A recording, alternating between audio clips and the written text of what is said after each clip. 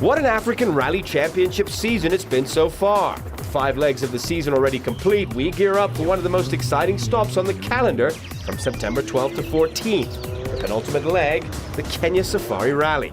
The biggest difference in these rallies is South Africa is a high-profile rally, where the teams are paid, the top ride drivers are paid, so they drive to the maximum. It's not your car, you drive for the factory, for the manufacturer.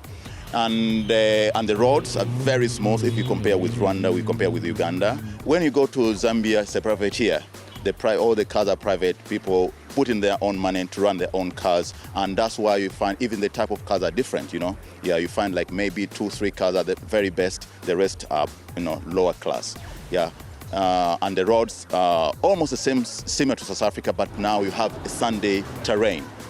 Moving to Tanzania, again, you are going through the same type of driving because all the guys are privateer and the roads are sandy and really bumpy. Now you're moving to Eastern Africa. Yeah, go to Rwanda, the roads are very fast, bumpy, and again, you have the same thing, privateer.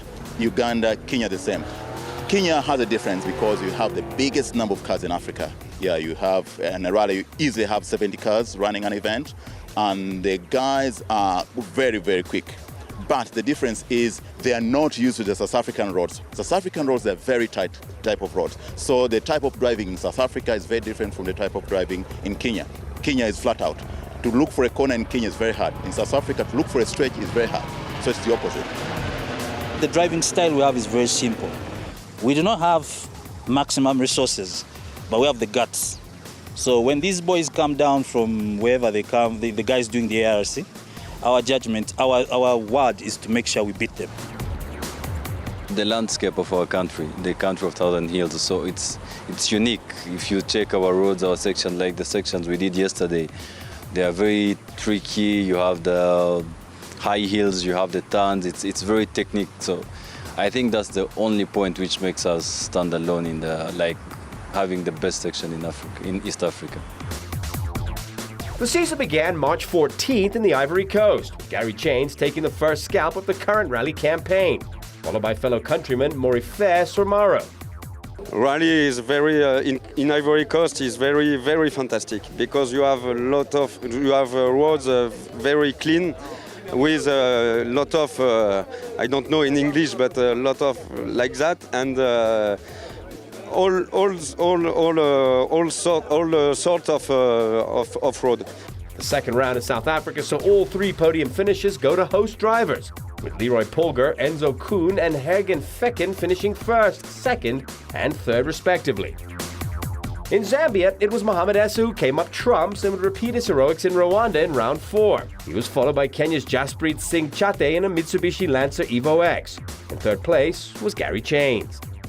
Doing Africa is a lot more pressure than doing a national championship, and it costs a lot more. So if you have the funding and you have the big backup, then it's worth it. But if you don't, then it's really not that worth it.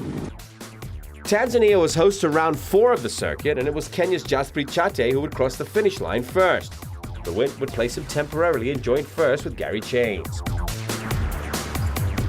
Up next, Rwanda. The Rwanda Mountain Gorilla Rally covers 600 kilometers and consists of 12 competitive sections. The longest, 35 kilometers, and the shortest, 24. In just under 3 hours, it was Zambia's Essa Mohammed who crossed the finish line first. Gary Chains moved back into the top spot on points with his second place finish. Uganda's Duncan Mubiru finished third after clocking 3 hours, 6 minutes and 31 seconds.